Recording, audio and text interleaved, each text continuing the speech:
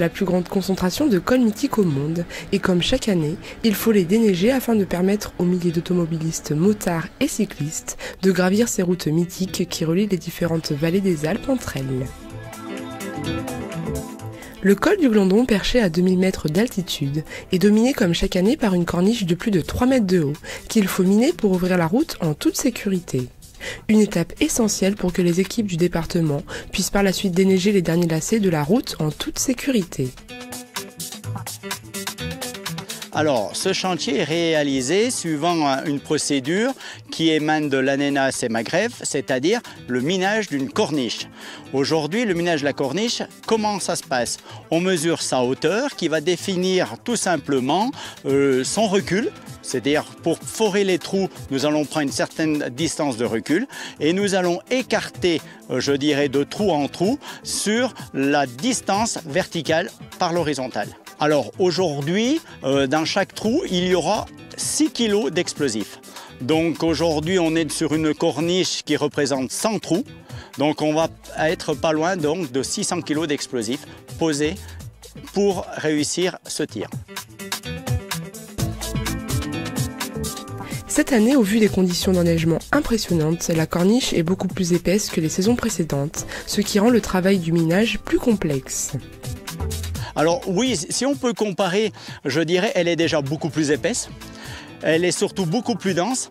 En 40 ans, c'est la première fois qu'on retrouve 1 mètre de glace à la hauteur de 2 mètres de profondeur. Ça veut dire qu'il est très difficile, on a eu beaucoup de difficultés à forer pour pouvoir mettre en place les pannes dynamite.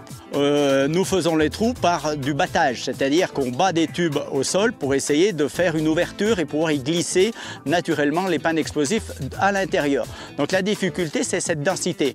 Mais on ose espérer qu'à contrario, comme elle va être plutôt dense et dure, on aura une facilité pour la déclencher, car l'explosif a besoin de points durs pour pouvoir réagir.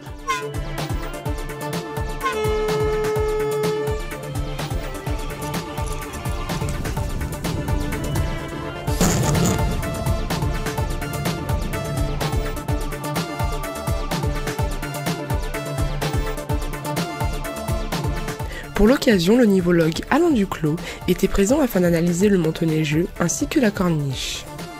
Oui, alors c'est une corniche qu'on déclenche habituellement, qui est plus ou moins bien formée, mais l'objectif, peut-être plus que le déclenchement de la corniche, c'est de purger ce qu'il y a en dessous.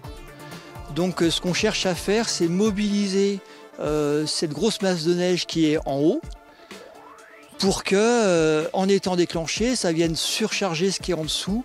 Et on attend, on espère purger le plus possible de neige dans ces pentes qui, elles, dominent directement la chaussée.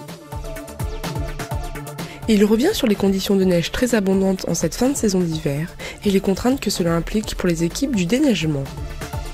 Ça s'est déroulé en attaquant quand même plus tard que d'habitude, à cause de, quand même, dès qu'il y a de la neige dans les pentes, il y a un risque d'avalanche qu'on ne peut pas ignorer. Donc on a essayé de laisser purger un petit peu, ce qui s'est passé d'ailleurs. Il y a eu des grosses avalanches qui se sont produites, enfin grosses ou moins grosses d'ailleurs, mais depuis le moment où on déneige habituellement jusqu'à maintenant, il y a eu des purges qui sont produites. Donc je pense que ça valait le coup d'attendre pour des questions de sécurité. Mais après, le problème, c'est qu'en attaquant plus tard, avec plus de neige, forcément, ça conduit à des délais par rapport aux dates habituelles. Il y a une prise de précaution. Moi, mon rôle, il est dans le fait de conforter les équipes, dans la nécessité de prendre des précautions. Parce que naturellement, à force de travailler au fil des ans, on dit bon, finalement, là on a été un peu imprudent, mais il ne s'est rien passé. À cet endroit, il n'y a pas d'avalanche non plus. Donc mon rôle, c'est un peu de tenir de maintenir, de mettre de la pression pour garder cette vigilance.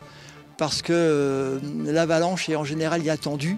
Et moi, c'est ça que je dois rappeler. Dire, voilà, même si les conditions a priori semblent à peu près correctes, il y a quand même des précautions à maintenir. Donc voilà, mon rôle il est là.